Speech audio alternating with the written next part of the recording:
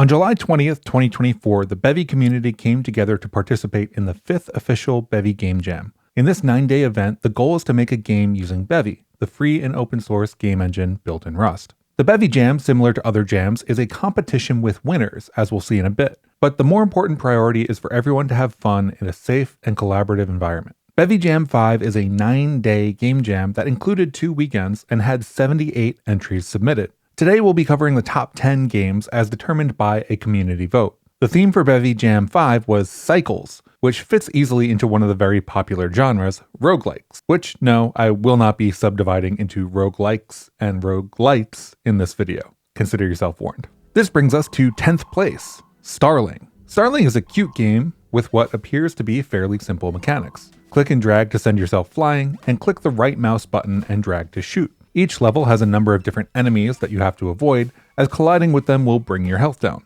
while trying to bring them down by shooting. If you die, you get a level up screen that allows you to choose a power-up that stays with you in future runs. In this way, it's a bit like Angry Birds if Angry Birds was a roguelike. And having played a lot of Angry Birds in the past, I could totally see this concept being a very fun one to continue to work on. The game includes a nice dialogue system as well as a full tutorial, which are both big achievements for a game jam. Coming in at number 9, we've got Every Few Seconds. Every Few Seconds starts off with a really pleasing main menu screen. The white dot circles around, activating each node as it passes. The gameplay follows the menu. Your white dot goes around in a circle, cycling through each type of node. The most pleasing part of this game for me was the attention to audio. The constant ticking could have easily been insufferable, but the choice of click sound and soft, soothing background music made it entirely pleasurable to just hang out and listen to my circle kind of play itself. Each node has a different purpose, and you can freely swap nodes at will. It's a straightforward rule set, and I found myself really appreciating the way it felt a bit like an incremental game without needing to constantly click to progress. I could take my time and think about how I wanted to structure the cycle, lending a bit more of a strategic angle to the game, which I particularly found enjoyable. The game mechanics don't stop at simply placing the original nodes either, leading to a nice pattern of listening to the soft clicking sounds and getting a new upgrade type that can then add new sockets, new nodes, or even new behaviors to old nodes. I could easily see keeping this up on a second monitor as a small break to engage with between working tasks. And as incremental games go, you have either the option to wait for your cycles to generate enough money for upgrades, or try to strategically optimize to get them faster. Overall, a very enjoyable experience. I didn't really want to stop. Coming in at number 8, we had Dungeon Deja Vu. And the first thing to notice about Dungeon Deja Vu is definitely the audio. Upbeat and just enough of a 4-to-the-floor beat to get me ready to play immediately. You start off as a blue slime in a dungeon, and the environmental storytelling was great.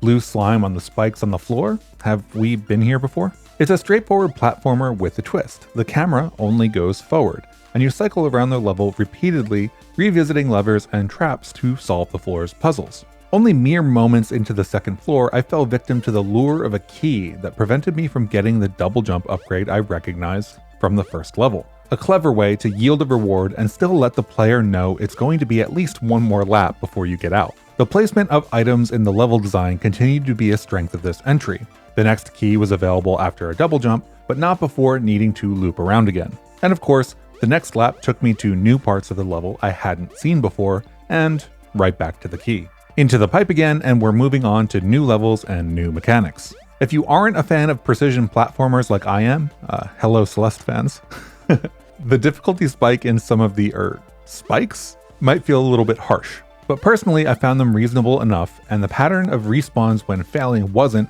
for the most part, punishing. So I was happy to push through a few failed attempts when it did come to that. I eventually finished this game and enjoyed the vast majority of it. Coming in at number 7, we've got Soul. From precision platforming in our last demo to precision ring jumping, Soul is a simple game with an engaging mechanic. Jump to the next ring. Soul will chase you across the cycling rings as you jump from safe platform to safe platform. If you miss, it's not that big of a deal because you'll get a second of fatigue before you can attempt another jump. The hardest part for me personally was seeing where my player was as the rings got smaller and smaller and the colors shifted to blues and purples. Soul is another game where the audio fits in really well. Jumping successfully feels satisfying as a result, and missing is discordant, but not so discordant as to take you out of the game. All in all, another fun play. And coming in at number 6, if you liked Crazy Taxi, then you'll love the next game, Crazy Bike. Crazy Bike puts you on a bike that you pedal with the A and D keys and control direction with the mouse. This is a zany, quick, and fun arcade-style game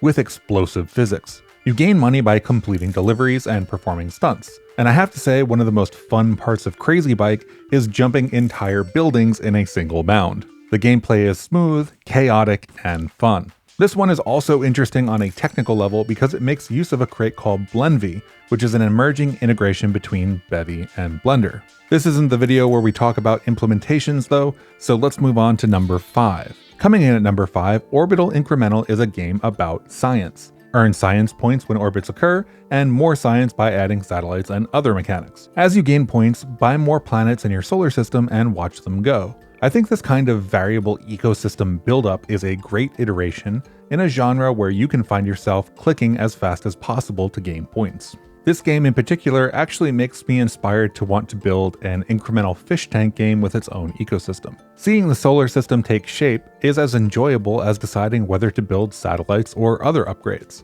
Overall, it has a very relaxing vibe, and it starts off a bit more fast-paced than Every Few Seconds, which is a similar incremental game we saw earlier. Expanding the solar system is fun, the graphics are enjoyable to watch, and the audio plays into that relaxing vibe. Each planet gets its own attention with the ability to host satellites and its own moons. Maybe, with enough science, we can bring Pluto back. Whenever you decide to, you can supernova to prestige and start from the beginning again with some additional bonuses. And coming in at number 4, we've got Blobo Party. Blobo Party is a game that will take a few plays to understand. You play as a blob on a dance floor with attacks and movement timed to the beat. When you level up, as indicated by the bar on top, you get the choice of a number of cards. On your first playthrough, you'll need to figure out what each card does on your own. But once you get the hang of it, you'll have the opportunity to organize different attacks and dance moves each time you level up. Get in tune with the rhythm and dance your way to victory or defeat.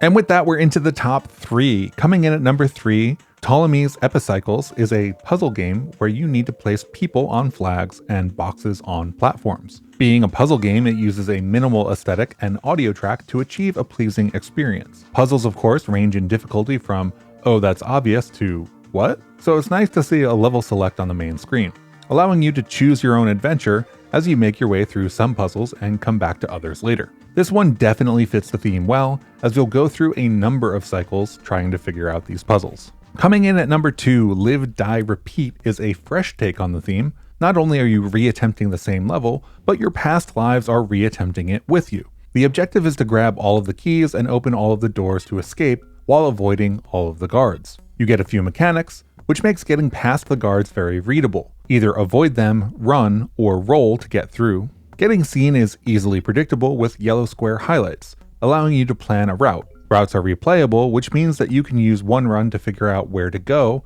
before finalizing that sprint for the key. But don't take too long, your heat level increases and eventually all of the guards will be chasing you. And finally, on to our winner, Simon Says, coming in first place. You awake in a strange negative space, unable to move of your own free will. Something is watching, and you're compelled to follow its commands. You can try to deny playing, but you will have to come through eventually. Simon Says is a puzzle game where you feed in commands before your player executes them. You almost never have enough commands to fill in the whole level, so you'll have to make clever use of a smaller set of commands to get to the green square. Along the way, you'll find new blocks that allow you to skate over them like ice, rotate 90 degrees, and even meet yourself. If you want to complete each level with flair, there are additional challenges for each level, as is fairly common in puzzle games. Overall, Simon Says feels like a fairly complete game, with a whole number of levels, additional challenges, and a number of different mechanics that work into those puzzles. And with that, we've made it through the top 10 from Bevy Game Jam 5.